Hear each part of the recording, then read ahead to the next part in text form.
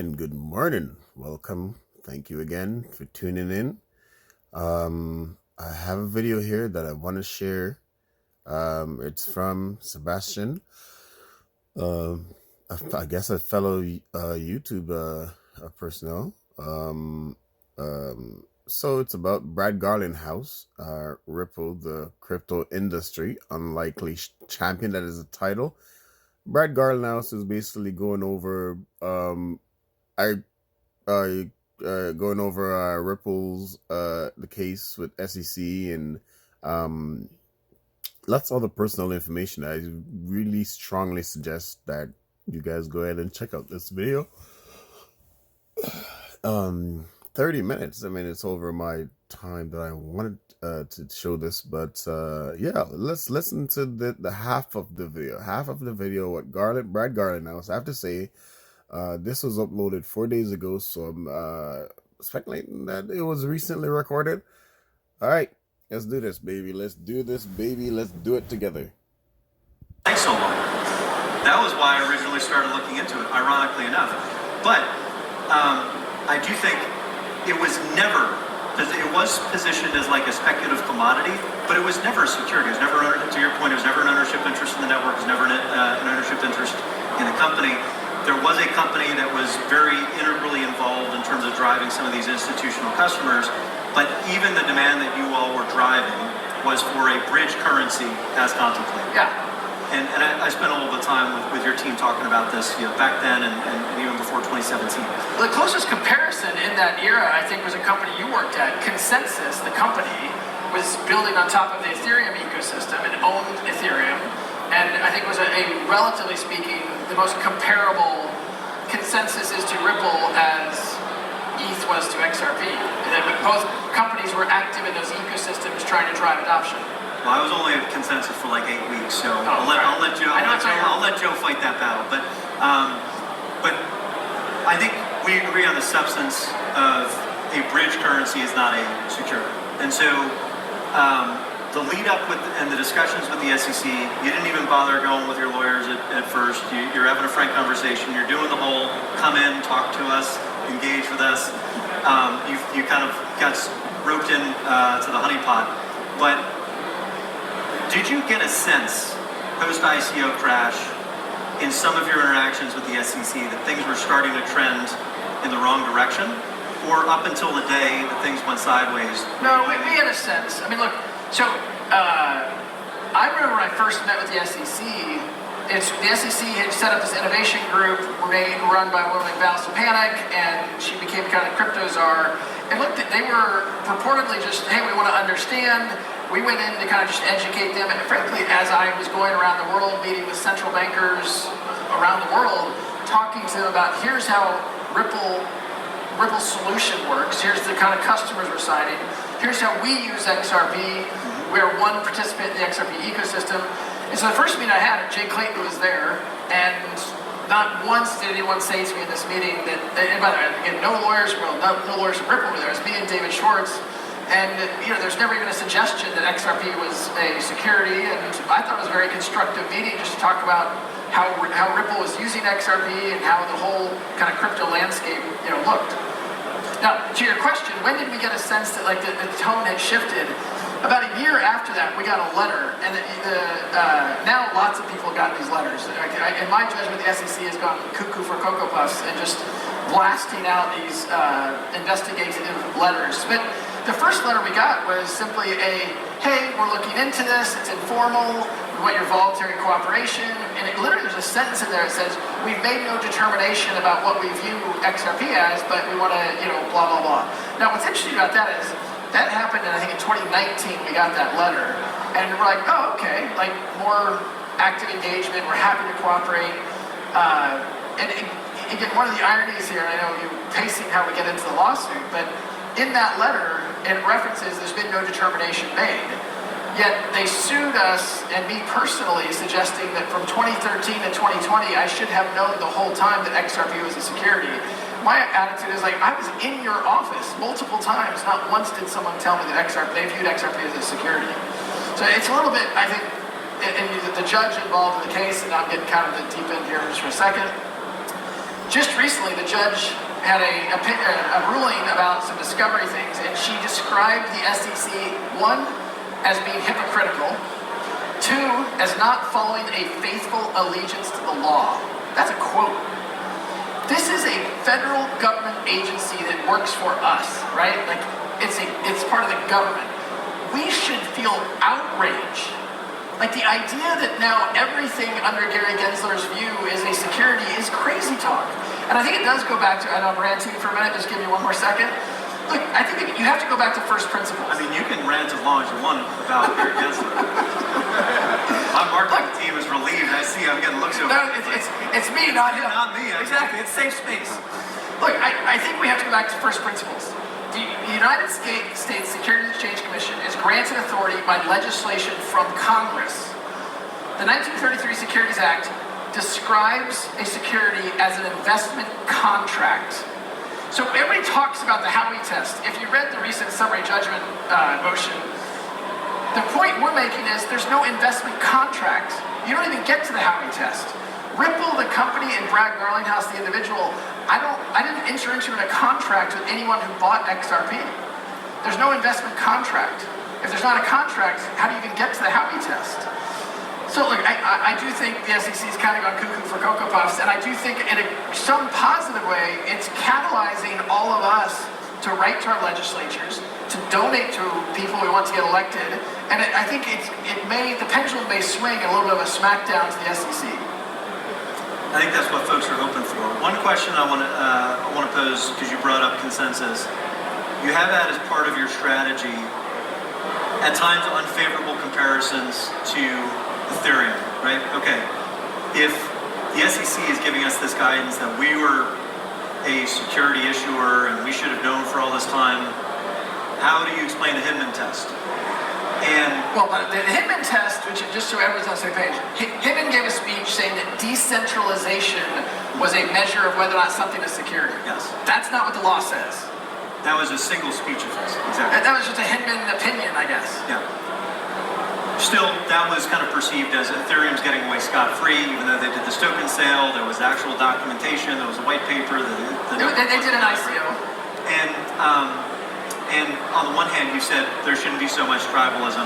On the other, you've frequently contrasted Ripple, XRP, and the situation there with everything that happened between Ethereum, the asset, the Ethereum Foundation, and Consensus. So let me be. I'm going to set the record straight. Yeah. I personally own Bitcoin. I personally own Ethereum. I personally own XRP. I'm long all of those digital assets and some others. My comparison, my attitude is Bill Hinman, as the director of CorpFin, got in front of the world and gave a speech saying, we think ETH was a security, transitioned to a non-security because of a decentralization framework. I looked at that and I remember sending an email internally at Ripple. Like, hey, this is good news. XRP, is a decentralized open source digital asset. Ripple, the company, only controls a very small percentage of the validators on the network. This is, again, the law doesn't actually say what Bill Hinman says, but, if that's how the SEC is going to measure this, then, that's good. So, my drawing the contrast is simply, why would the SEC, why would a government entity, when XRP at the time that the SEC started their investigation was the second most valuable asset, why would they be picking winners and losers?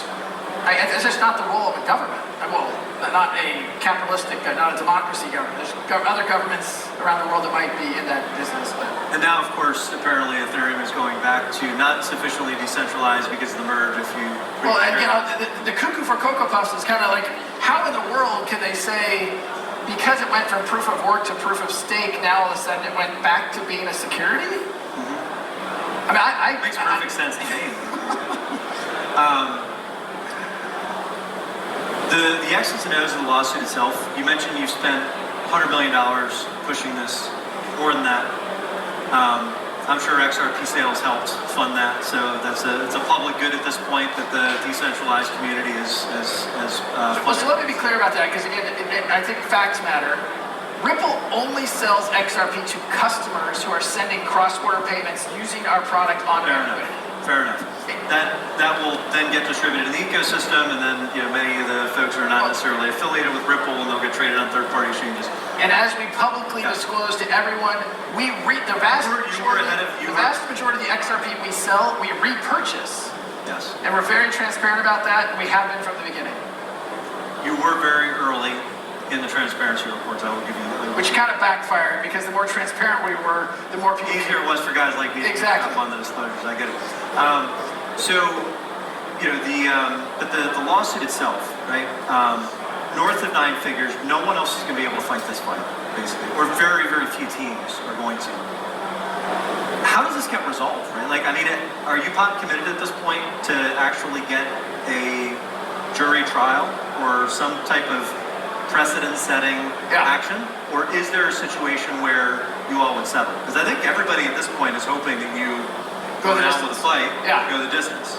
So, I'll say up front, I'm not the lawyer, but I've learned, unfortunately, more than I'd ever want to know about this. I very much doubt there will be a jury trial. And the reason is juries are used to figure out what the facts are. In this case, the facts really aren't in dispute, right? We agree, Ripple sold XRP. I personally received some of my compensation in XRP, and I sold XRP. Those facts are in dispute. What's not clear is the law.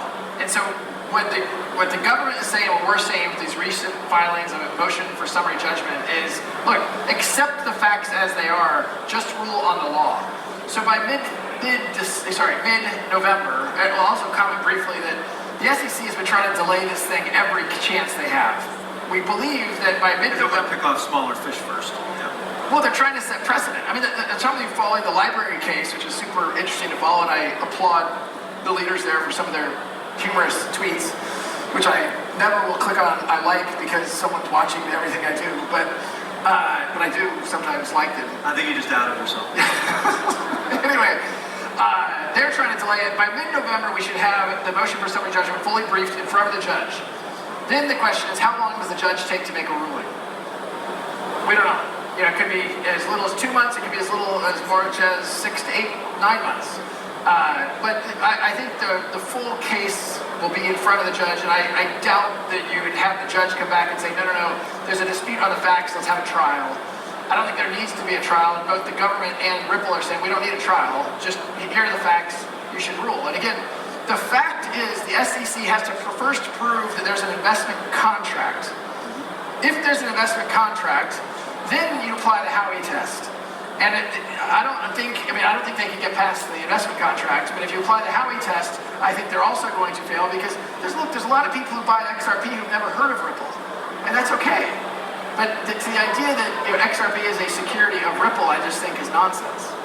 How should crypto be regulated in the U.S.?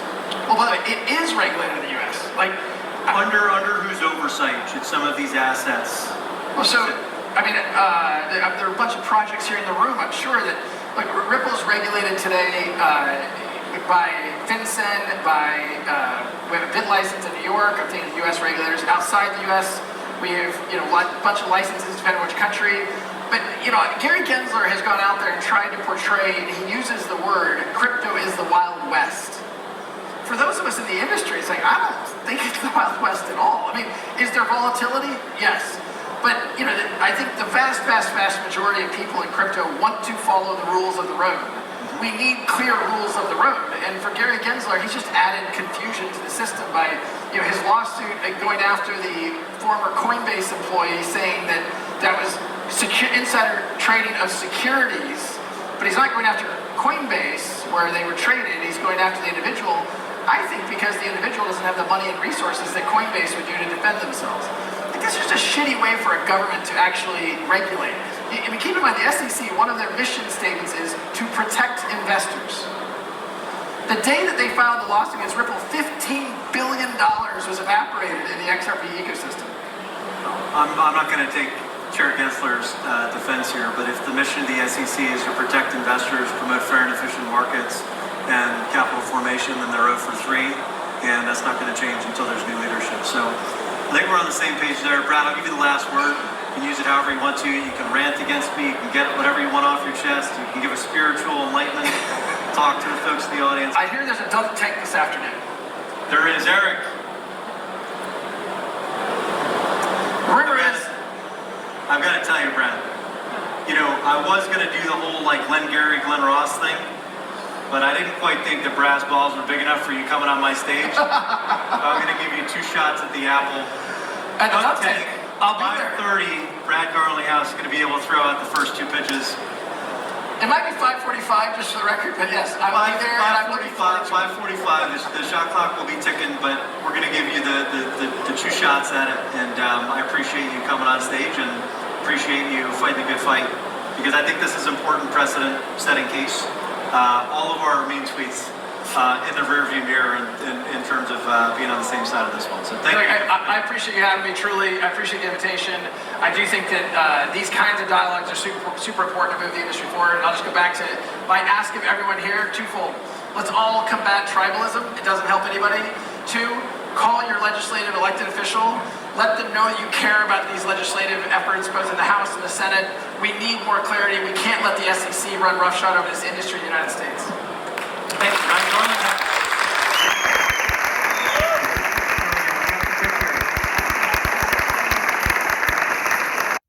And there you go, guys, from the man himself, Brad Garlinghouse, CEO of Ripple.